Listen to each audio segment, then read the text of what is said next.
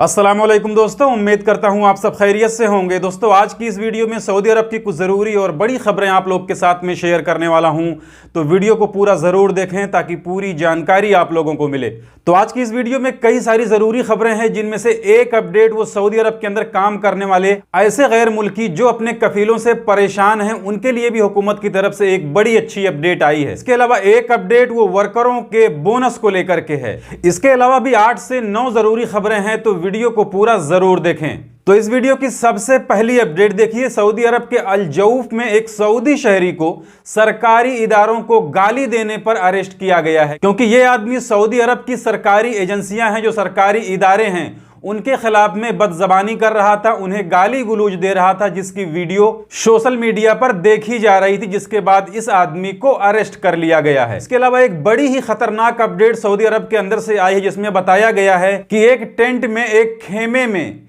जलते हुए कोयले के धुएं से दम घुटकर 3 लोगों की मौत हो गई है और 2 लोगों की हालत काफी गंभीर है। तो देखिए, इसके लिए हुकूमत ने कई बार आगाह किया था कि जो लोग अपने खेमे में, अपने कमरे में कोयला वगैरह जलाते हैं, चाहे वो ठंड से बचने के लिए या और किसी वजह से, तो उस कमरे की खिड़की वगैरह को खोल कर रखें, क्योंकि कोयले वगैरह से निकलने वाला धुआं एक तरीके का जहर बन जाता है, जिसके बाद में लोगों को दम घुटने से मौत होने लगती है। इससे पहले भी इस तरीके का कई वाकया सामने आ चुका है, जिसमें इसी तरीके से जलते हुए कोयले के धुएं से 3 लोगों की मौत हो गई और 2 लोगों की हालत काफी सीरियस है। इसके अलावा अगली अपडेट देखिए, अभी कुछ दिनों से सोशल मीडिया पर एक खबर चल रही थी, जिसमें यह कहा जा रहा था कि बहुत जल्द सऊदी अरब के अंदर लोगों को एक हफ्ते में 3 दिन की छुट्टी मिलेगी और 4 दिन काम करना पड़ेगा, जिसे लेकर हुकूमत का कहना है कि सऊदी अरब के अंदर हफ्ते में 3 दिन की छुट्टी को लेकर के किसी भी नियम कानून पर कोई भी बातचीत नहीं चल रही है। अगर ऐसा कोई नियम कानून आता है तो इसके लिए सरकारी माध्यमों के जरिए लोगों को बता दिया जाएगा।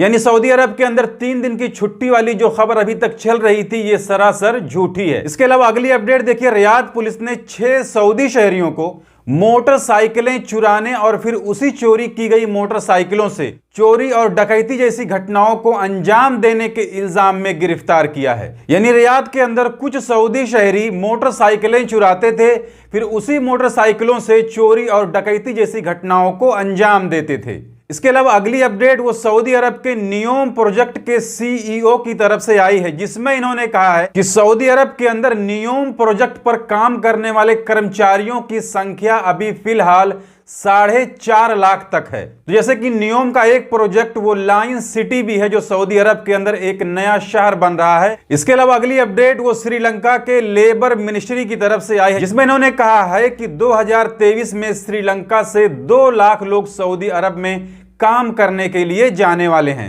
पिछले साल यानी 2022 में सिर्फ 57,000 लोग श्रीलंका से सऊदी अरब में काम करने के लिए गए थे, लेकिन इस बार 2023 में लगभग 2 लाख से ज्यादा वर्कर सऊदी अरब के अंदर काम करने के लिए जाने वाले हैं। इसके अलावा 2 अपडेट वो ministry of human resource and social development की तरफ से आई है, जिसमें पहली अपडेट में कहा गया है कि अगर किसी भी वर्कर के साथ में उसका नियोक्ता, उसका कफील, उसका स्पॉन्सर बदसलूकी करता है, यानी सऊदी अरब के अंदर जितने भी वर्कर हैं, चाहे वो घरेलू वर्कर हों या कोई कमर्शियल वर्कर हों, अगर किसी के साथ में उनका कफील, उनकी कंपनी बदसलूकी करता है, यानी दुर्व्यवहार करता है, तो इसके लिए कोई भी आदमी कंप्लेन करवा सकता है। इसके अलावा एक बड़ी ही इंपॉर्टेंट अपडेट सऊदी अरब के अंदर काम करने वाले गैर मुल्कियों के लिए सऊदी हुकूमत की तरफ से आई है, जिसे लेकर बहुत से लोगों का सवाल भी रहता है। तो इसके बारे में सऊदी हुकूमत का क्या कहना है वो आप सुन लीजिए। तो देखिए, इसमें सऊदी हुकूमत की तरफ से कहा गया है कि आपको आपके काम के अलावा अगर आपका कफील, आपकी कंपनी कोई दूसरा काम लेती है तो आप उस काम से इनकार कर सकते हैं, ये आपका अधिकार है। लेकिन आगे इसमें इन्होंने कुछ और बातें बताई हैं, जिसे भी जानना बहुत जरूरी है, जिसमें हुकूमत का कहना है कि कफील या कंपनी को वो काम करवाने का अधिकार बिल्कुल नहीं है जो काम उसके कॉन्ट्रैक्ट में नहीं लिखा गया है, लेकिन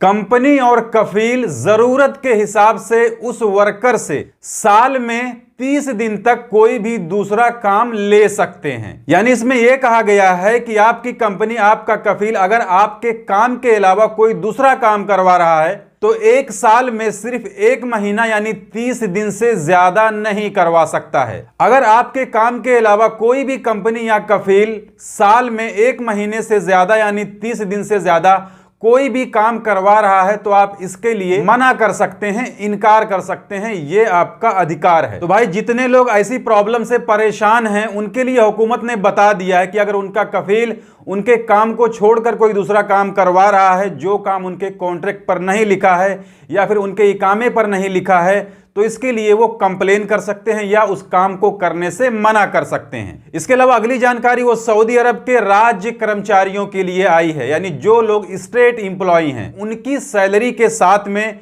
उनका एनुअल बोनस यानी सालाना बोनस उनके अकाउंट में जमा करने का ऐलान कर दिया गया है। तो देखिए ये अपडेट सऊदी अरब के अंदर सऊदी शहरियों के लिए है जो लोग सरकारी नौकरी करते हैं, तो उनका जो सालाना बोनस बनता है वो हुकूमत की तरफ से उनके खाते में जमा कराने का ऐलान कर दिया गया है। तो ये थी आज की इस वीडियो में 9 जरूरी अपडेट जिसे मैंने आपके साथ में शेयर कर दी। जानकारी अच्छी लगी है तो वीडियो को लाइक कर दीजिए। चैनल को अगर अभी तक आपने सब्सक्राइब नहीं किया है तो चैनल को सब्सक्राइब करके बेल आइकन को प्रेस करके ऑल पे जरूर सिलेक्ट कर लीजिए ताकि हमारे आने वाली और भी दूसरी नई वीडियोस की नोटिफिकेशन आपको मिले। क्योंकि सऊदी अरब के अंदर काम करने वाले गैर मुल्कियों से जुड़ी जितनी भी ज़रूरी खबरें होती हैं वो मैं डेली अपने इस चैनल पर लाते रहता हूं। तो आज की इस वीडियो में बस इतना ही, मिलते हैं फिर अगली वीडियो में, तब तक के लिए इजाज़त दीजिए।